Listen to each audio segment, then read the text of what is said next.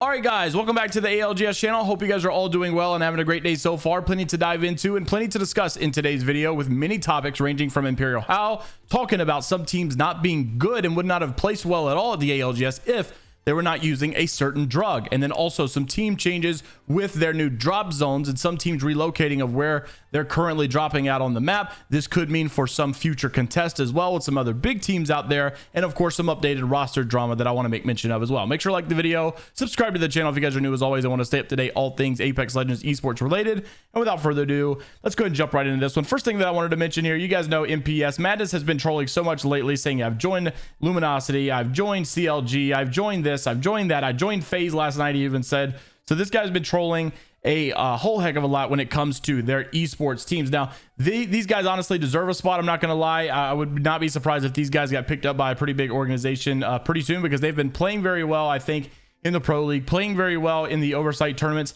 and doing a very good job in all of these tournaments as well. So I got to give it to him. Got to give him props for sure.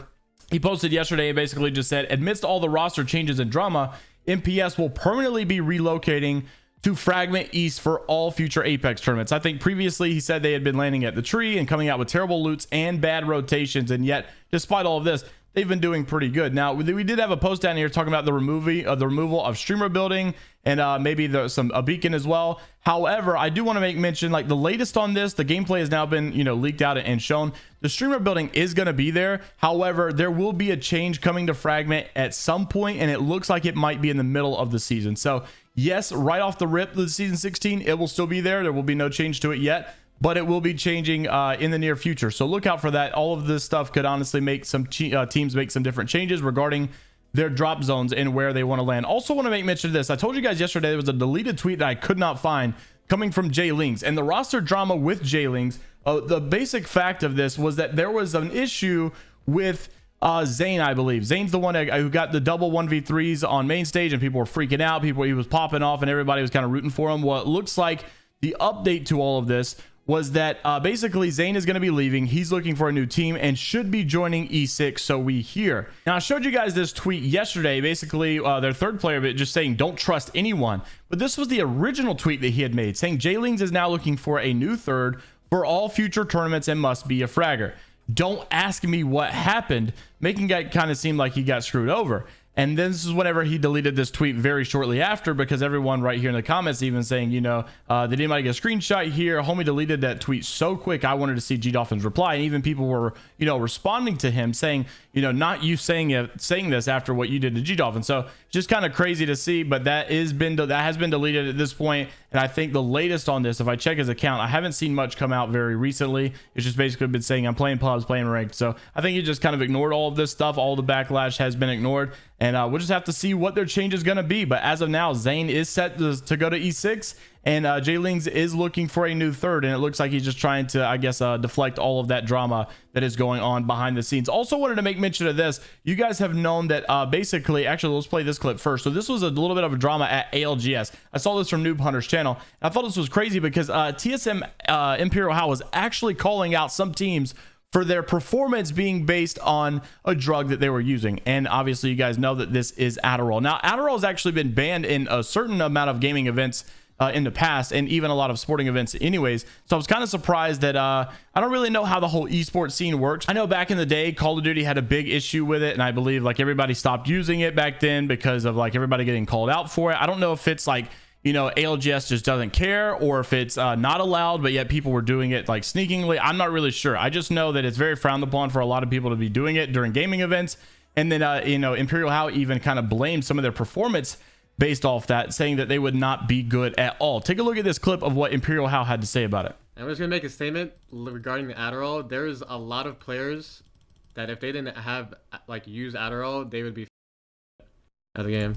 You were licking your lips like crazy. Yeah, some guy said that I'm doing cocaine because I'm licking my lips. Bro, what about me, just my lips being dry as Now, I'm unsure which teams exactly he was discussing here, which teams he was actually blaming for this, if there's any specific teams in mind, or if he was just speaking in a general concept. But it is kind of weird to know that, he's basically saying that there are some teams here that placed, I would say, better than they normally would, and all because of their use of Adderall. I gotta be honest, I'm not like super familiar with how all of this stuff is looked at from the esports scene perspective, so I'm interested to see what you guys have to say. You know, do you feel like Hal makes a fair point here? Is it definitely something that we need to start looking into for the future, or do you think it's just all hearsay? So while we can expect ImperialHal and TSM maybe to not show up at the next LAN using Adderall, we can expect them to maybe show up at the next LAN using 6 of all the same weapons. That's right, last night Raven was doing a stream with Hollow going over a lot of the legend changes and the weapon changes, and some of these guys that actually got to play test this gave us a little indication of what the weapon meta might look like. And honestly, it's all looking so OG. A lot of the OG legends seem to be coming back in meta as well.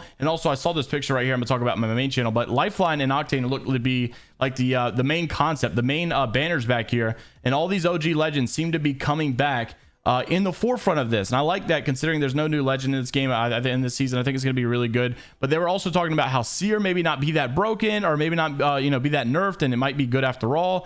So we'll have to see how all of that stuff works out. But regardless, the weapon meta seems to be a little insane, and they said they might even show up with triple R9s, because if you guys are OG console players, OG Apex players back in the day, you guys remember when Wingman and R9 was meta, and it looks like that OG console R99, like, you know, kind of meta of running around and just beaming everyone. They're saying that that style of gameplay is back in. And so if you guys remember all that stuff back in the day, all those good times, you're probably going to love this season. This is what Hollow had to say, and Raven along as well. Take a look at this clip.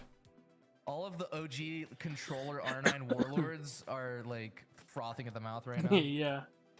Hal said he's really good at the R9, so you know that's what he told me. What do you mean he said he's good at the R9? You remember when R9 was comp meta, and that was like he would literally run double R9. Holy. Yeah, that's true actually. No, we're actually gonna rope with triple R9s. But the thing is, like, shotguns are so good now too. It's like, which one do you pick? I'm just full sending whatever shotgun player there is. R9. The only way that you could outgun an R9 is like through Eva if the R9 player misses. Yeah, exactly. Because PK just does not have the time to kill unless you're just chunking.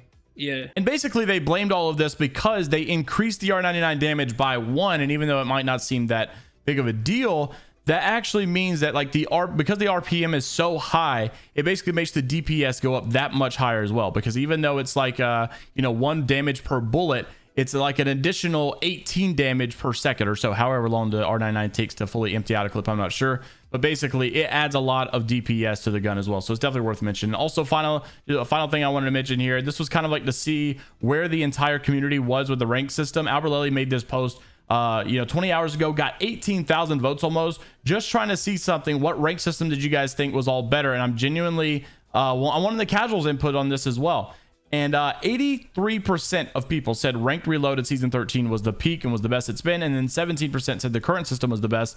However, you also got to remember Albert Lely has a huge following of competitive players, so of course you kind of could expect that to go in that favor anyways.